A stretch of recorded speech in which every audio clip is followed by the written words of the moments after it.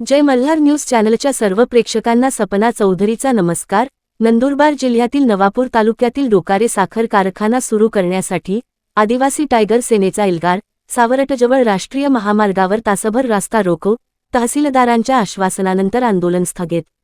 नंदुरबार जिल्ह्यातील नवापूर तालुक्यातील डोकारे येथील आदिवासी सहकारी साखर कारखाना तातडीने सुरू करण्यात यावा, या मागणीसाठी आदिवासी टायगर सेनेतर्फे कारखान्याचे कर्मचारी व ऊस उत्पादक शेतकऱ्यांनी सावरट गावाजवळ राष्ट्रीय महामार्गावर रास्ता रोको आंदोलन केले होते।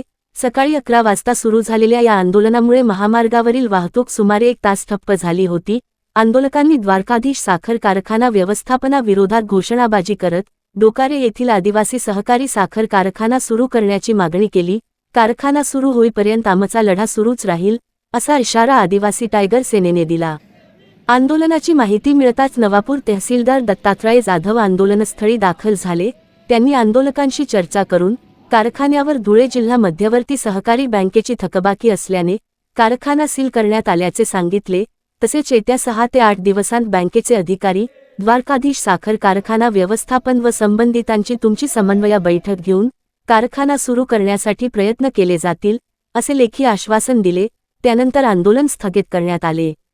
डोकारे येथील साखर कारखाना अनेक वर्षांपासून बंद असल्याने ऊस उत्पादक शेतकरी, कामगार व परिसरातील नागरिक आर्थिक अडचणीत सापडले आहेत। कारखाना सुरू झाल्यास शेतकरी, कामगार व स्थानिक युवकांना मोठा दिलासा मिळणार आहे। या आंदोलनात आदिवासी टायगर सेनेचे राष्ट्रीय प्रवक्ते अजय गावित, तालुका अध्यक्ष किरण वळवी, संघटनेचे पदाधिकारी, कारखाना कर्मचारी, ऊस उत्पादक शेतकरी व नागरिक मोठ्या संख्येने सहभागी झाले होते।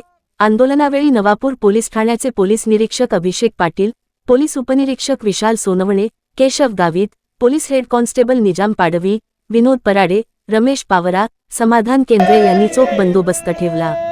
नवापूर प्रतिनिधीसह Sapna Chaudhari, Jai Malhar news Nandurbar.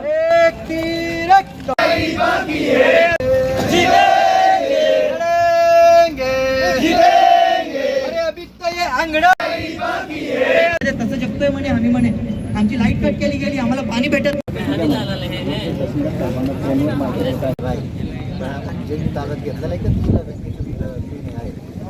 Bank bank आपण टाइम देऊ, याप्रमाणे आपण चर्चा करावी लागू, बरोबर नाही? चर्चा करावी लागू, यानंतर बरोबर नाही? मला चांगली माहिती आहे। तुम्ही ज्यावेळेस माझ्या खाली त्याच वेळेस मी तुम्हाला पण सांगितलं होतं मीटिंग तर काय लगेच मला 8 दिवसात शक्य नाही, मला 2-3 आठवड्यात वेळ द्या, हे मी तुम्हाला त्याच दिवशी समक्ष बोललो। समाज बांधव आला आहे, कर्मचारी शेतकरी आला आहे, ते ठियान माये खूप खूप धन्यवाद दी हो का मित्र हो। फक्त तालुका मेरा हे जे बोटला लोक आहे, फक्त यानुच गरज आहे कारखाना चालू करूला, परंतु हे फक्त हे जो जी संख्या आहे ती कोमी ना मिले, ती पुरा तालुका जागृत करणारी संख्या आहे मित्र। तसं जगतोय म्हणे आम्ही, म्हणे आमची लाईट कट केली गेली, आम्हाला पाणी भेटत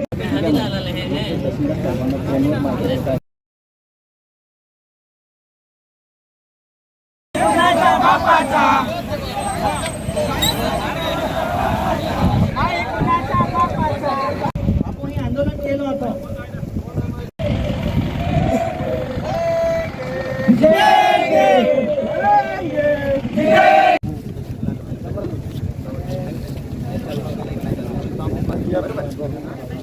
झाली नाही। आणि दुसरी गोष्ट अशी आहे की आम्हाला जे आश्वासन मिळायला पाहिजे होतं, कारखाना कधी चालू होईल, कसा चालू होईल, सुरत धुळे महामार्ग हा बंद पाळावा लागला। आणि या ठिकाणी शासन प्रशासनाच्या माध्यमातून आम्ही ही विनंती करतोय आपल्याकडे की आपण त्या संविधानाला मानून सगळं कामकाज करतो किंवा कायदे कानून आहे ते काढवण्याचा प्रयत्न केला आहे। मला चांगली माहिती आहे। तुम्ही ज्यावेळेस माझ्या खाली त्याच वेळेस मी तुम्हाला पण सांगितलं होतं मीटिंग तर काय लगेच मला 8 दिवसात शक्य नाही, मला 2-3 आठवड्यात वेळ द्या, हे मी तुम्हाला त्याच दिवशी समक्ष बोललो आहे।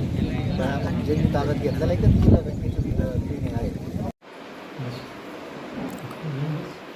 आदिवासी टायगर सेना ATSच्या माध्यमातून व नंदुरबार जिल्ह्यातले जेवढे शेतकरी बांधव आहेत, कर्मचारी बांधव आहेत, जे डोकारे कारखान्याशी निगडीत आहेत, त्यांच्या माध्यमातून आज आम्ही 26/6/2024 रोजी धुळे सुरत महामार्ग हे रास्ता रोको आंदोलन केलं होतं आणि रास्ता रोको आंदोलन हे यशस्वीरित्या पार पडलं आहे, सक्सेसही झालेलं आहे। त्या ठिकाणी आंदोलनस्थळी PI साहेब व नवापूर तालुक्याचे तालुका अधिकारी म्हणजे जे आपले तहसीलदार साहेब आहेत त्यांच्या माध्यमातून आम्हाला एक लेखी आश्वासन देण्यात आलेले आहे.